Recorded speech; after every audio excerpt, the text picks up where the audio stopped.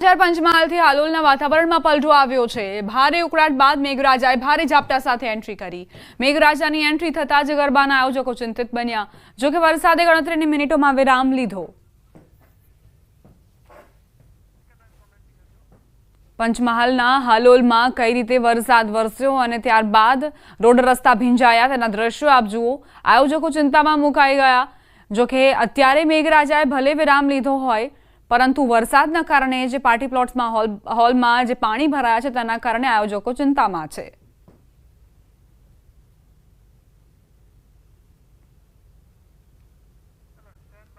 અમિત શાહ સંબોધન કરી રહ્યા છે, સાંભળીશું। ભંગાર થઈ ગયું ના થઈ ગયું, હવે એવું નહીં થાય। એની સંભાળવાની વ્યવસ્થા આપણે ટોરેન્ટ કંપનીને આપી દીધી છે। એનો બગીચો, વૃક્ષારોપણ અને આ બધા જે તળાવો બન્યા ગાંધીનગર જિલ્લામાં, કલોલ તાલુકામાં, એ બધા તળાવોની આજુબાજુમાં બાળકોના રમત ગમતના સાધનો, અંદર બોટથી તળાવમાં ફરવાની વ્યવસ્થા અને બાળકોને લઈને નાસ્તો કરવા જવું હોય તો વ્યવસ્થિત ઓફિશિયલ શુદ્ધ ખાણીપીણીના સ્ટોર લાગે એવા સ્ટોરની વ્યવસ્થા આ બધા તળાવની અંદર કરવાનું આપણે નક્કી કર્યું। જો હોસ્પિટલ બનશે એમાં હોસ્પિટલની સાથે જ ગામડેથી કોઈ પોતાના દર્દીને લઈને આવ્યું હોય, સગાવાલાને લઈને આવ્યું હોય અને રાતના રહેવું હોય તેની હોસ્ટેલની વ્યવસ્થા, દર્દીને હોસ્પિટલમાં જમવાની વ્યવસ્થા અને દર્દીની જોડે જે સગાવાલા આવ્યા હોય એને પૂર્ણ રૂપે મફતમાં પ્રસાદ સ્વરૂપે જમાડવાની વ્યવસ્થા પણ અત્યારથી જ આપણે ગાંધીનગર સિવિલ અને સોલા સિવિલમાં આપણે વ્યવસ્થા ચલાવીએ જ છીએ।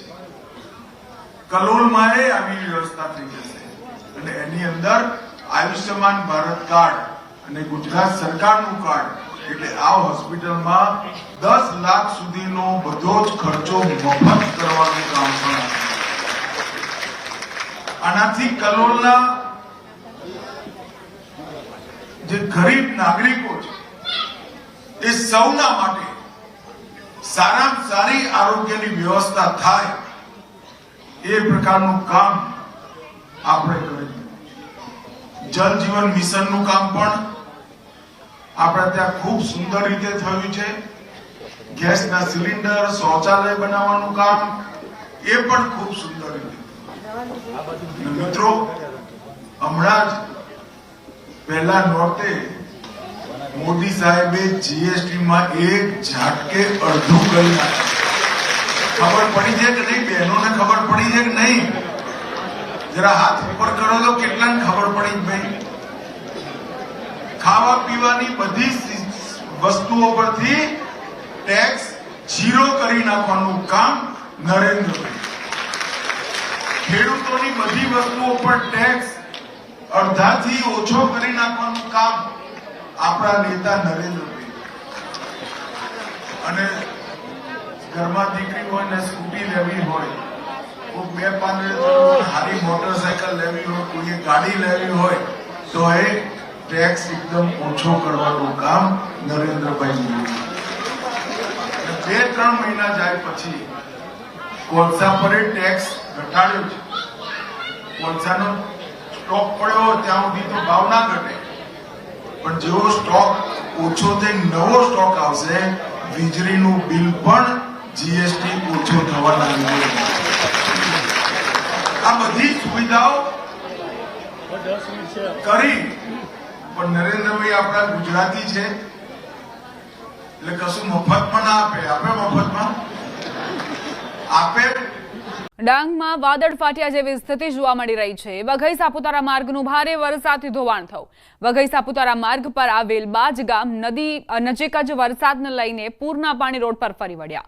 બ્રિજ પરના માર્ગનું પણ ધોવાણ થયું। ભારે વરસાદના પગલે જિલ્લાના 10 જેટલા માર્ગ પર પાણી ફરી વળતા વાહન વ્યવહાર અવરોધાયો।